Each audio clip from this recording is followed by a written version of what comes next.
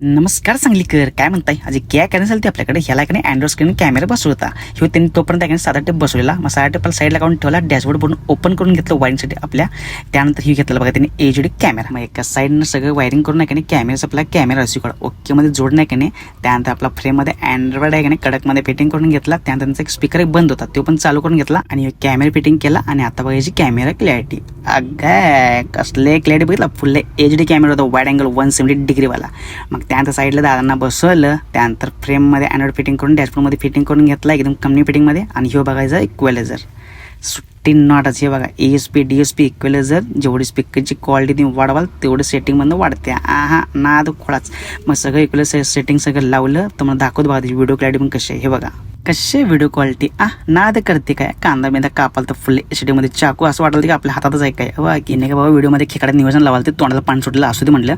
मग दादांना सगळं आहे की नाही प्ले स्टोर ID YouTube कसं लावायचं सगळं ओके मध्ये समजून दिलं. मग त्यानंतर हे बघा अँड्रॉइड ऑटो कनेक्ट वायरलेस, तुमचा आयफोन असू दे किंवा अँड्रॉइड असू दे डायरेक्ट वायरलेस तुमचा मोबाईल ओपन होणार. मग ह्या गाडीचं आहे की नाही अँड्रॉइड स्क्रीनचं कॅमेराचं काम एक नंबरमध्ये आवड नाही की नाही दादांना गाडी कडकमध्ये करून पाठवून दिली. मग भावांनो व्हिडिओ आवडल्यास नक्की फॉलो करा आणि लाईक कमेंट आणि शेअर करायला विसरू नका.